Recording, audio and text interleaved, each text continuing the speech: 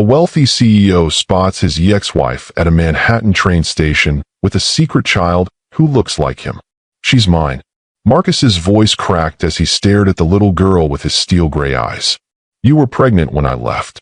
Anya's hands wrapped around her coffee mug like a lifeline. "I found out a week after you'd already gone. I tried to call you, but your number was disconnected." "I didn't know," he whispered, his $12 billion empire suddenly meaning nothing. "Anya, I swear to you, I didn't know. Would it have mattered?" Her voice carried 7 years of pain. "You made it very clear that your career came first. Welcome to Lux Love Chronicles with Mr. Wentworth. I'm absolutely thrilled to have you here with me today. We're currently at 26 subscribers, and watching this channel grow means the world to me. Each one of you who takes time to listen to these stories fills my heart with such gratitude."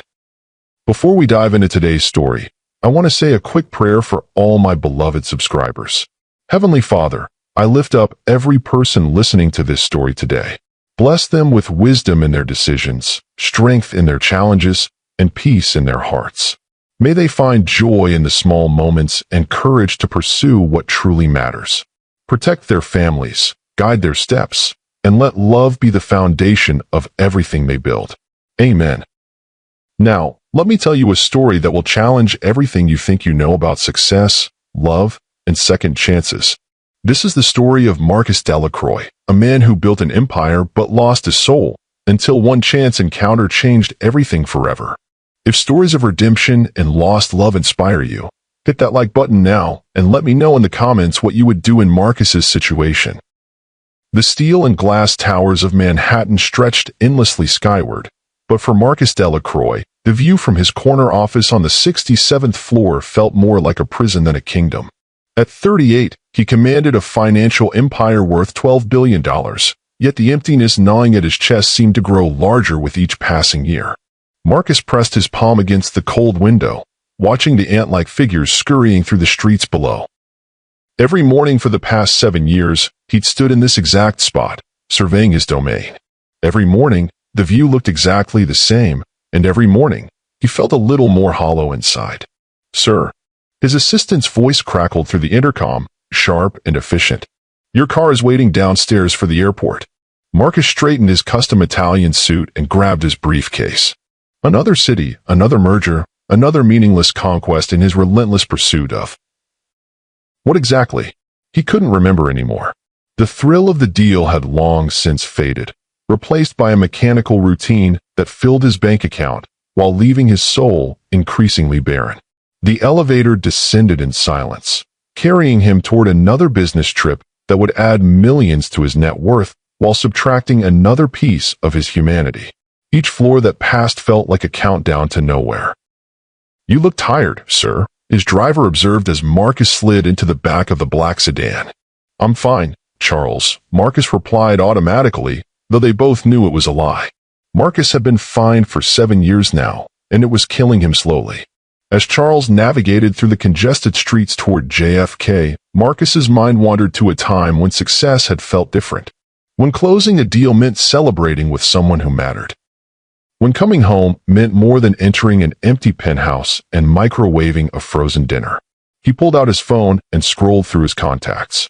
Hundreds of names, business associates, clients, competitors, but not a single person he could call just to talk.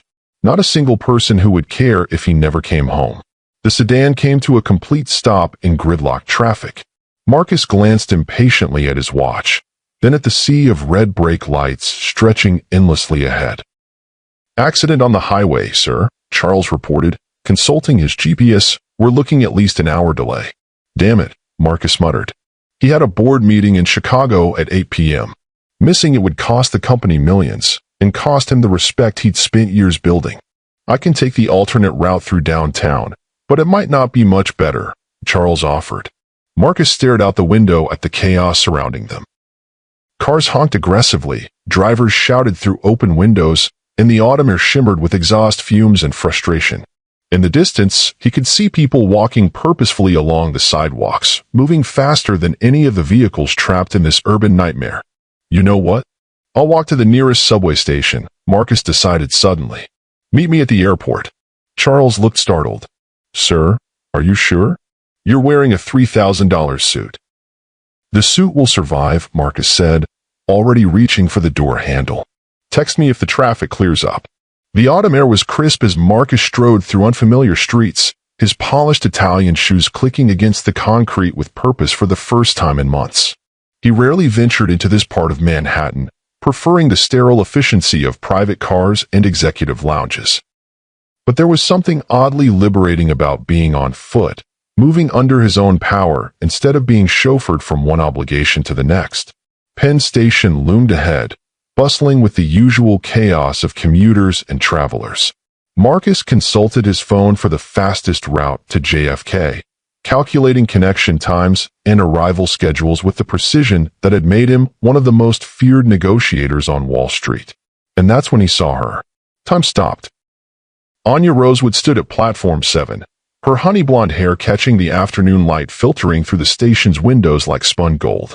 She wore a simple navy dress that hugged her curves in ways that made Marcus's mouth go dry, but it was her face that stole his breath completely. Those same emerald eyes that had haunted his dreams for 7 years. Marcus felt his knees nearly buckle as 7 years of suppressed memories came flooding back in an instant. The way she used to laugh at his terrible jokes. The way she'd curl up next to him on Sunday mornings, reading art magazines while he reviewed financial reports. The way she looked at him the last time he'd seen her, with such profound disappointment that it had nearly broken him. But she wasn't alone. A little girl, perhaps 6 years old, stood beside her, clutching a worn teddy bear with one arm missing. The child had Marcus's distinctive dark hair, thick and slightly unruly despite obvious attempts to tame it. She had a strong jawline, already pronounced even at her young age. And when she turned to look up at her mother with a question, Marcus saw his own steel gray eyes staring back at him. The briefcase slipped from his suddenly nerveless fingers, clattering to the concrete floor with a sound that echoed through the station like a gunshot. Anya's head snapped toward the noise, and for a moment that stretched into eternity, their eyes met across the crowded platform. Marcus watched the exact moment recognition dawned in her gaze. Her face went pale, then flushed crimson. She instinctively pulled the little girl closer, as if shielding her from view. "Mama, who is that man?" the child asked in a clear, sweet voice that carried across the distance between them. Anya's lips moved, but no sound emerged. She looked exactly as she had 7 years ago when he'd walked out of their apartment, out of their marriage, out of their life together. Beautiful, vulnerable, and now utterly terrified. Marcus found his legs and began moving toward them, each step feeling like he was walking through quicksand. Commuters flowed around him in rivers of humanity, but all he could see was the woman he'd loved more than life itself and the child who bore his face. Anya. Her name came out as a whisper, then stronger. Anya. She grabbed the little girl's hand and started walking quickly toward the exit, but Marcus's longer stride allowed him to intercept them near the information booth. "Please," he said, his voice cracking with desperation. "Don't run from me." Anya stopped, her chest rising and falling rapidly. Up close, he could see the fine lines around her eyes that hadn't been there before, the way her hands trembled slightly as she held onto the child.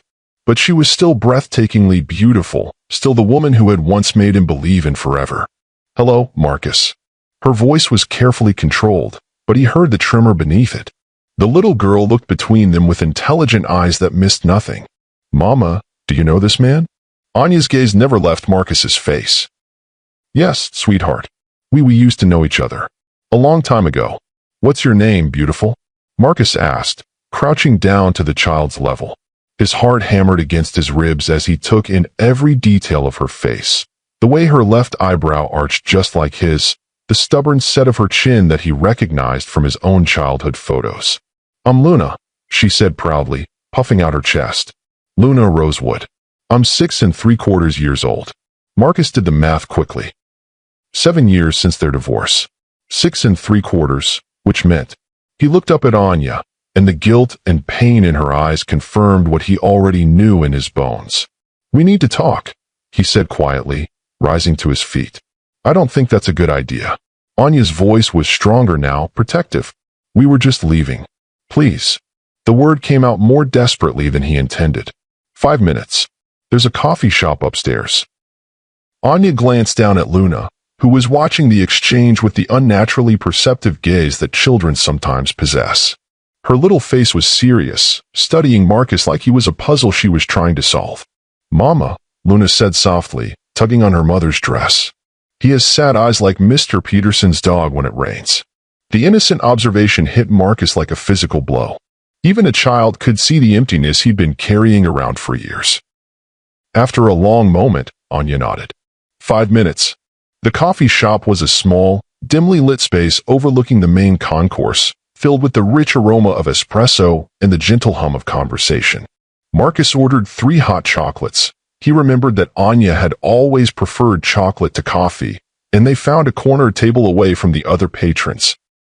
Luna sat between them, swinging her legs and humming softly as she drew pictures on napkins with a crayon she'd produced from her backpack.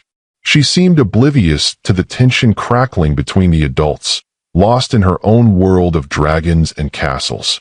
"She's mine." It wasn't a question. Anya's hands wrapped around her mug like a lifeline. "Yes. You were pregnant when I left. I found out a week after you'd already gone." Anya's voice was barely above a whisper. "I tried to call you, but your number was disconnected. Your assistant said you were traveling indefinitely and couldn't be reached." Marcus closed his eyes, remembering those dark months after their divorce when he'd thrown himself into work with savage intensity. He'd taken on projects in Tokyo, London, Dubai, anywhere that would keep him from thinking about what he'd lost. He'd changed his phone number, his apartment, even his favorite restaurants. Anything to avoid the memories of their life together. "I didn't know," he said, opening his eyes to meet hers. "Anya, I swear to you, I didn't know. Would it have mattered?" There was no accusation in her tone, just weary resignation. "You made it very clear that you weren't ready for a family, that your career came first." The words hit him like physical blows. He remembered their last fight, the terrible things they both said. How he'd accused her of trying to trap him when she'd mentioned wanting children someday. How he told her that marriage was already enough of a compromise to his ambitions. "Look at this, Mama." Luna piped up, apparently bored with the adult serious conversation. She held up a napkin drawing of 3 stick figures standing next to what appeared to be a train. "It's you and me and the nice man at the train station." "That's beautiful, sweetheart," Anya said, her voice catching slightly. Marcus stared at the drawing, seeing himself represented as a stick figure in his daughter's innocent artwork. When was the last time anyone had drawn a picture for him? When was the last time anyone had seen him as anything other than a business opportunity or obstacle? "Can I keep this?" he asked Luna. She beamed at him. "Of course. Do you like dragons?" "I love dragons. Mama says they're not real, but I think they just hide really well." "I think you might be right about that," Marcus said, surprised by how easy it was to talk to her. "What's your favorite kind of dragon?"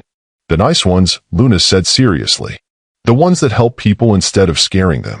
Mama says that sometimes things that seem scary turn out to be wonderful if you give them a chance." Marcus glanced at Anya, catching the meaningful look in her eyes. Was she talking about him? About this moment? "That's very wise," he told Luna. "Your mama is a smart lady." "She's the smartest," Luna agreed. "And the prettiest. And she makes the best pancakes in the whole world." "Do you like pancakes?" "I do," Marcus said, though he couldn't remember the last time he'd eaten pancakes. His breakfast consisted of protein bars consumed during conference calls or expensive hotel room service eaten alone while reviewing financial reports. "Mama could make you some sometime," Luna suggested innocently. "She always makes too many anyway." "Luna," Anya warned gently, but her daughter was already lost in another drawing. "She talks about you sometimes," Anya said quietly, so Luna couldn't hear. "When she asks about her father. I always told her that you lived far away, but that you loved her very much." "Do I?" Marcus asked. "Love her, I mean. I don't even know her." "Look at her," Anya said simply. Marcus looked, really looked, at the way Luna's tongue poked out slightly when she concentrated on her drawing. At the way she hummed the same melody their old music box used to play. At the way she unconsciously mimicked his own habit of tapping her fingers when she was thinking. "She has your eyes," Anya continued. "Your stubborn streak. Your curiosity about everything.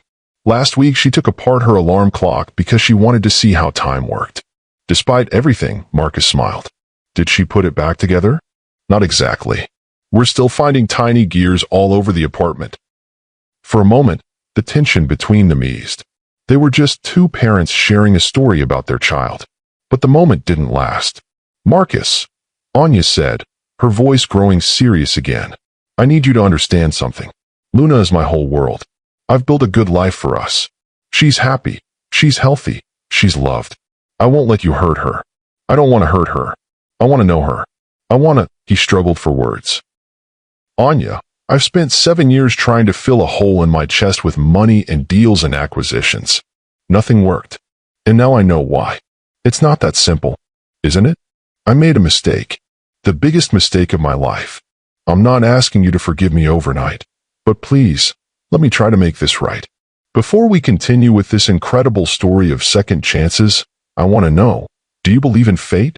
Drop a comment and tell me about a moment that changed your life forever."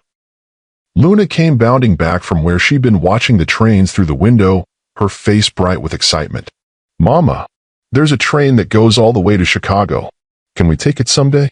"Maybe, sweetheart," Anya said, smoothing her daughter's hair with infinite tenderness. Marcus watched the interaction, seeing the deep bond between them and feeling like an intruder in their perfect little unit. But he also saw something else, the way Anya's shoulders sagged with the weight of being the only parent, the only provider, the only everything in Luna's life. "Where do you live now?" he asked. Anya hesitated. "Brooklyn. I work at a gallery in Soho." "The same gallery?" He remembered her passion for art, how her eyes would light up when she talked about discovering new artists. "No, a different one. I'm actually the assistant curator now." There was pride in her voice, and Marcus felt a stab of regret that he hadn't been there to celebrate her achievements, to support her dreams while she supported his. "That's wonderful," he said sincerely. "You always had such an incredible eye for talent." For a moment, the walls between them seemed to lower. Anya's expression softened, and he caught a glimpse of the woman who had once loved him enough to say yes when he proposed on a rooftop in Paris. "We should go," she said finally. "We have dinner plans." "With who?" The question slipped out before he could stop it. Anya's jaw tightened. "Friends. Are you? Is there someone?" "That's not your business anymore, Marcus." She was right, but the thought of another man in their lives, in Luna's life, made him feel physically ill. "Wait," he said as they stood to leave. "Please. Can I see you again? Both of you?" Anya looked down at Luna, who was gathering her crayons with the meticulous care of a child who had been taught to take care of her belongings. "I don't know," she said finally. "This is a lot to process."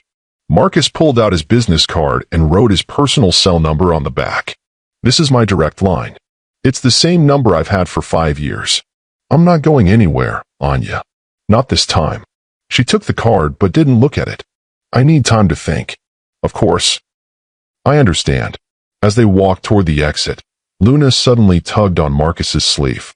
He looked down to find her holding out the napkin with her crayon drawing of the 3 stick figures at the train station. "This is for you," she said shyly. "It's you and me and Mama."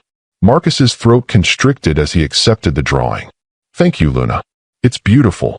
Will I see you again?" she asked with the directness that seemed to be her trademark. Marcus glanced at Anya, who was watching the exchange with unreadable eyes. "I hope so," he said honestly. Luna beamed at him, then took her mother's hand. "Come on, Mama. We'll miss our train." Marcus watched them disappear into the crowd, his daughter's drawing clutched in his hands like a lifeline. For the first time in 7 years, he had somewhere he needed to be that had nothing to do with money or power or proving himself to the world. He had a family to win back. That evening, Marcus stood in his penthouse apartment, staring out at the city lights that had once represented everything he'd ever wanted. The drawing was taped to his refrigerator, the only personal item in the sterile, perfectly appointed space that cost more per month than most people earned in a year. His phone buzzed with a text from an unknown number. "Thank you for the pretzels. Luna had a good time. I need a few days to figure out how to explain this to her. Please don't contact us until I'm ready. A." Marcus typed and deleted a dozen responses before settling on. "Take all the time you need. I'm not going anywhere." He sat down at his kitchen counter with a legal pad and began making lists. Everything he needed to learn about being a father. Everything he needed to do to prove to Anya that he'd changed. Everything he was willing to sacrifice to earn a place in their lives. For the first time in years, Marcus Delacroix had a purpose that mattered more than profit margins. 3 days later, his phone rang at 6:47 a.m. Marcus had been awake for hours, as he had been every morning since the encounter at Penn Station. "Hello," he answered without checking the caller ID. "It's me." Anya's voice was soft, uncertain. Do you have time to talk?" "Yes," he said immediately. "Always." "For you, always. Luna's been asking about you. She wants to know if the nice man from the train station likes dragons as much as she does." Marcus smiled despite himself. "I can learn to like dragons." She also asked if you're lonely. Anya's voice caught slightly. "She has this thing about making sure people aren't lonely. She noticed that you ate by yourself and had sad eyes." Marcus had to clear his throat before he could speak. "She's remarkable, Anya. Just like her mother." "Marcus, I've been thinking about what you said, about making mistakes. I made one too." She paused. "I should have tried harder to find you when I discovered I was pregnant. I was hurt and angry, but that wasn't fair to Luna. Or to you. You don't need to apologize for protecting yourself and your daughter." "Maybe not, but I need to say it anyway." Another pause. "There's a children's museum in Brooklyn that Luna loves. We usually go on Saturday mornings. If you want to join us." "Yes," Marcus said without hesitation. "Text me the address." "Marcus." Anya's voice was quiet. "Don't make me regret this." "I won't," he promised. "I swear to you, I won't."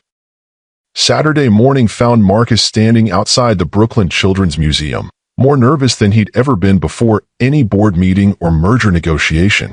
He'd spent the previous evening researching dragons and children's literature, determined to be able to hold up his end of any conversation with his daughter. His daughter. The words still felt surreal. He spotted them approaching from half a block away, Anya in jeans and a soft blue sweater that brought out her eyes, Luna practically bouncing with excitement in bright purple overalls and light-up sneakers. "Dragon Man!" Luna called out when she saw him, breaking away from her mother to run toward him. Marcus crouched down and caught her in his arms, breathing in the scent of children's shampoo and wondering how he'd survived 6 years without knowing this little person existed. "Did you learn about dragons?" she asked seriously, pulling back to study his face. "I did," Marcus said, matching her tone. "Did you know that in Chinese mythology, dragons are symbols of good luck and strength?" Luna's eyes widened. "Really? What else?" "Well," Marcus said, standing and taking her hand. "In Welsh stories, red dragons represent bravery and protection. And in some cultures, dragons are guardians of treasure, but not gold and jewels. They guard the most precious treasure of all." "What's that?" Luna asked, practically vibrating with curiosity. Marcus glanced at Anya, who was watching with cautious optimism. "Love," he said simply. "They guard love." As they walked into the museum together, Luna chattering about different types of dragons while Anya listened with growing amazement, Marcus felt something he hadn't experienced since he was Luna's age, pure, uncomplicated joy. The next few hours passed in a blur of exhibits and laughter. Marcus found himself crawling through play structures designed for children half his size, building impossible contraptions with oversized Legos, and being thoroughly schooled in the art of dragon care by his 6-year-old daughter. "You have to talk to them gently," Luna explained earnestly as they stood before a display about mythical creatures. "Dragons are really sensitive. They only breathe fire when they're scared or protecting something important." "Is that so?" Marcus asked, completely captivated by her earnest expression. "Uh-huh. And they're really good listeners. Sometimes when Mama's tired from work, I tell my dragon stories and she feels better." Marcus looked over at Anya, who had gone quiet. "Your mama works very hard, doesn't she?" "Really hard," Luna nodded. "Sometimes she falls asleep reading to me because she's so tired. But she always finishes the story the next night." "You're really good with her," Anya observed during a quiet moment while Luna was absorbed in a puppet show about a friendly dragon who helped a lost princess find her way home. "She makes it easy," Marcus replied, watching their daughter's face light up as the puppets acted out the fairy tale. "She's incredible, Anya. You've done such an amazing job raising her." "It hasn't always been easy," Anya admitted. "There were times, especially when she was little and would ask about her father. I didn't know what to say. What did you tell her? The truth, mostly. That her daddy loved her but lived far away. That sometimes grown-ups make complicated decisions that don't make sense to children. Anya's voice grew quiet. I never wanted her to think she wasn't wanted. Marcus felt the familiar stab of regret. She was wanted. If I had known. I know, Anya said softly. I'm starting to believe that. When the puppet show ended, Luna bounded back to them with flushed cheeks and bright eyes. Can we get lunch? She asked. I'm hungry, and I want to tell you about the dragon puppet. She was purple and had sparkly wings, and she could make rainbows. They found a family restaurant nearby, the kind of place Marcus hadn't set foot in for years. Red vinyl booths, laminated menus with pictures, and the cheerful chaos of families enjoying time together. Over grilled cheese sandwiches and chocolate milk, Luna regaled them with elaborate stories about dragons and princesses and magical kingdoms where everyone got happy endings. In my stories, the dragons are always nice, she explained seriously. They help people instead of scaring them. That's a much better kind of dragon, Marcus agreed, cutting his own grilled cheese into triangles the way Luna had shown him. Mama says that sometimes things that seem scary turn out to be wonderful if you give them a chance, Luna continued, oblivious to the meaningful look that passed between her parents. After lunch, they walked through Prospect Park, Luna running ahead to chase squirrels while Marcus and Anya followed at a more sedate pace. The autumn air was crisp and clean, filled with the laughter of children and the rustle of falling leaves. How is this for you? Marcus asked quietly. Having me here, I mean. Anya was quiet for a long moment, watching Luna attempt to communicate with a particularly bold squirrel. Confusing, she said finally. Part of me wants to protect Luna from disappointment if you decide this is too complicated and disappear again. But another part of me, she trailed off. What? Another part of me remembers why I fell in love with you in the first place, she admitted. You're different now, more present. The man I married was always thinking about the next deal, the next opportunity. You're actually here, in this moment. I had to lose everything to learn what mattered, Marcus said. I don't want to waste any more time on things that don't make me happy.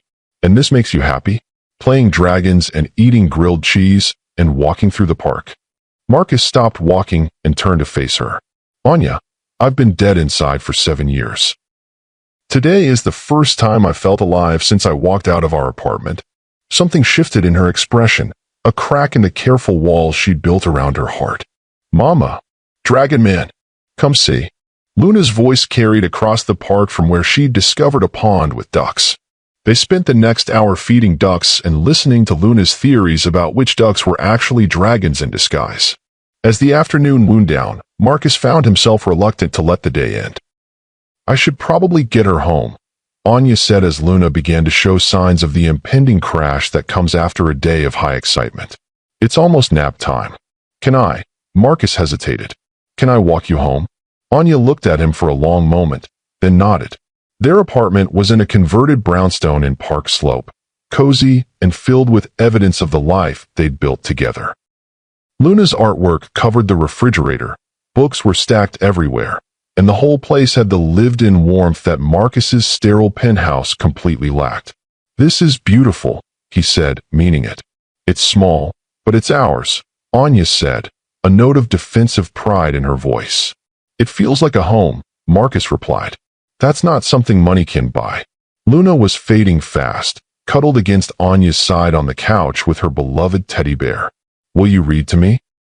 She asked Marcus with sleepy eyes. Marcus looked to Anya, who nodded. She loves stories. The book Luna chose was about a lonely dragon who learns to make friends. As Marcus read aloud, his daughter's breathing gradually evened out, and by the final page, she was fast asleep. I should put her in her bed, Anya whispered. Marcus watched as she carried their daughter to her room, his heart clenching at the tender way she tucked Luna under a quilt covered in dragons and castles. When Anya returned to the living room, they sat in the gathering twilight, neither wanting to break the peaceful spell of the day. Thank you, Marcus said finally. For today. For letting me be part of this. Thank you for showing up, Anya replied.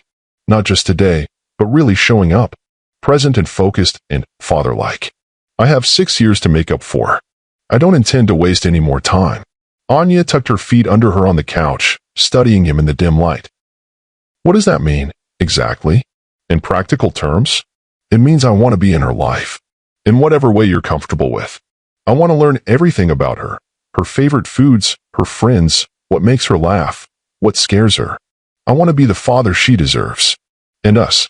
The question was barely audible. What about us? Marcus met her eyes. I'd like a chance to earn my way back into your life, too. If you'll let me. Marcus, Anya shook her head. It's not that simple. I'm not the same person I was 7 years ago. I'm not sure I know how to be part of a couple anymore. I've been on my own for so long. I'm not the same person either, Marcus said quietly. Maybe that's good. Maybe we can figure out who we are now together. Before Anya could respond, his phone rang. He glanced at the screen and declined the call. Work? She asked. Always. He set the phone aside. But not today. It rang again almost immediately.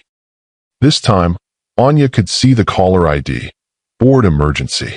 You should take it, she said, but her tone had cooled noticeably. No, Marcus declined the call again. Whatever it is, it can wait. Marcus, be realistic. You run a $12 billion company. You can't just ignore. His phone rang a third time. Marcus looked at it, then at Anya, then deliberately powered it off.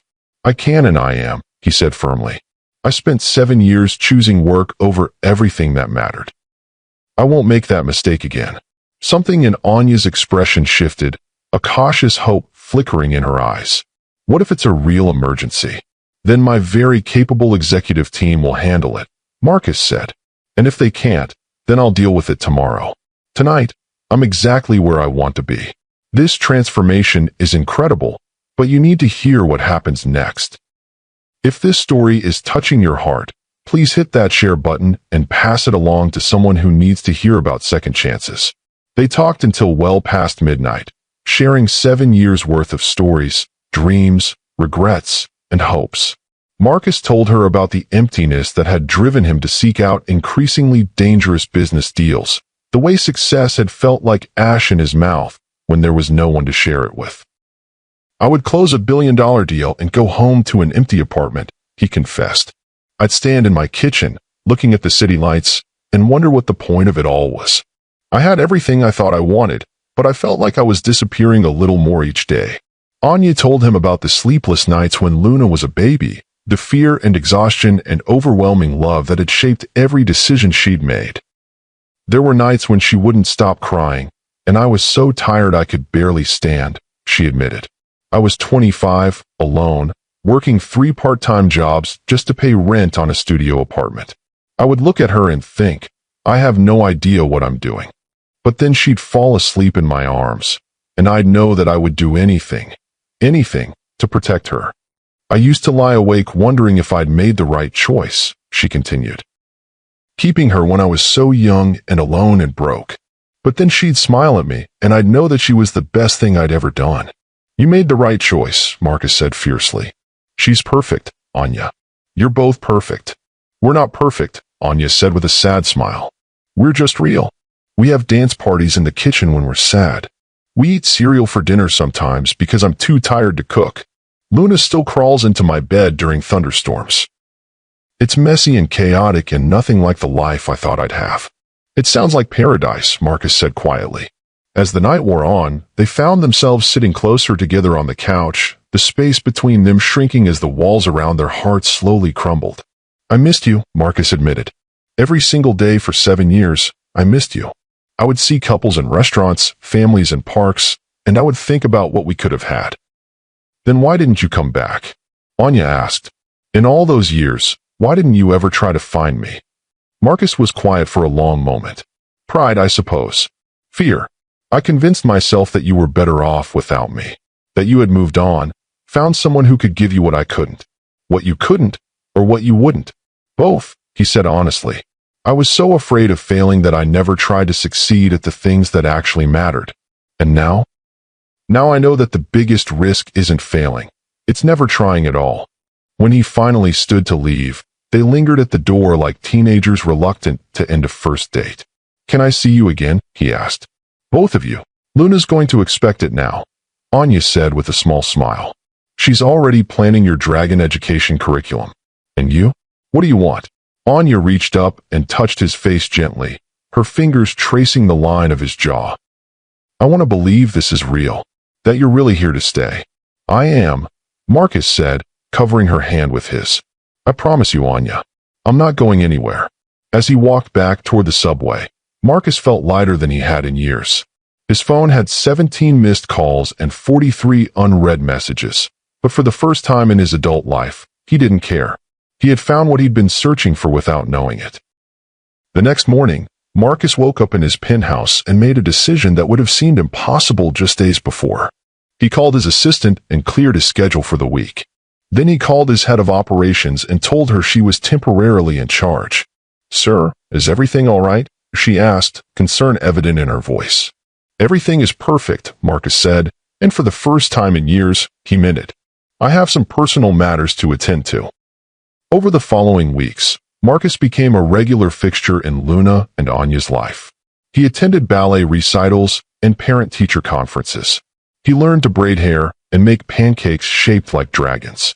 He read bedtime stories and helped with homework and discovered that the sound of his daughter's laughter was worth more than all the money in his bank accounts combined. He also courted Anya with the patience and dedication he'd once reserved for corporate takeovers. Flowers delivered to her gallery.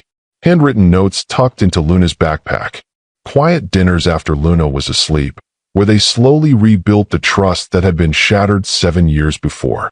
You know, Anya said one evening as they walked through the same park where they'd once planned their future. Luna asked me something yesterday that made me think. What did she ask? She wanted to know why some families live in different houses. I told her that sometimes grown-ups need time to figure things out. And what did she say to that? She said that dragons always protect their treasure together, so why don't dragon parents live together too? Marcus stopped walking. What did you tell her? I told her that maybe some dragon parents just need to remember what their treasure really is. That night, as Marcus tucked Luna into bed, she looked up at him with her serious gray eyes. Daddy, she said, the first time she'd called him that. Are you going to live with us now? Marcus glanced at Anya, who was standing in the doorway with tears in her eyes. Would you like that, little dragon? He asked. More than anything, Luna said sleepily. Then we can be a real dragon family. 6 months later, Marcus Delacroix sold his penthouse and moved into the brownstone in Brooklyn. He kept his company but restructured it so he could work from home 3 days a week. He learned that success could be measured in dance recitals attended, bedtime stories read, and family dinners shared around a kitchen table covered in Luna's artwork. The man who had once commanded a $12 billion empire from the 67th floor of a Manhattan skyscraper now considered his greatest achievement to be earning the right to be called Daddy by a little girl who believed in dragons. What did you think of Marcus's transformation? Have you ever had to choose between success and family? Share your thoughts below, and if this story moved you, please share it with someone who needs to hear it. 1 year after that fateful encounter at Penn Station, Marcus stood in the same spot where he'd first seen Anya and Luna. But this time, he wasn't alone. Anya held his hand while Luna skipped ahead, pointing out all the dragon trains she could see. Do you ever regret it? Anya asked quietly. Giving up the empire you built? Marcus squeezed her hand. I didn't give up my empire, he said. I finally figured out what my real empire was. He pulled out his phone and showed her the home screen. A photo of the three of them at Luna's 7th birthday party, all covered in cake frosting and laughing until their sides hurt. I spent 38 years building the wrong kingdom, he continued. I thought success meant having enough money to buy anything I wanted. But the only thing I ever really wanted couldn't be bought. Mama, Daddy, look, Luna called out, pointing to a massive digital display showing train destinations. There's a train going to a place called Happily Ever After. Marcus and Anya laughed, knowing that Luna had probably misread the destination, but also understanding that she wasn't wrong. They had found their way to Happily Ever After. Not the fairy tale kind with castles and carriages, but the real kind, built on forgiveness, second chances, and the revolutionary idea that the greatest treasure isn't what you accumulate, but who you choose to share your life with. Sometimes we have to lose everything to find what truly matters. Sometimes the greatest success is simply showing up for the people we love. And sometimes the most powerful person in the room isn't the one with the biggest bank account, but the one with the fullest heart. Marcus Delacroix learned that true wealth isn't measured in dollars, but in bedtime stories read, small hands held, and the sound of "I love you, Daddy," whispered in the dark. He had built an empire of love, and it was worth more than all the money in the world. Thank you for joining me on this incredible journey of redemption and second chances. If this story touched your heart, please like this video, share it with someone who needs to hear about the power of choosing love over ambition, and subscribe to Lux Love Chronicles for more stories that will inspire and uplift you. What would you choose, a billion-dollar empire or a chance to be truly loved? Let me know in the comments below. Until next time, remember that it's never too late to come home to what matters most.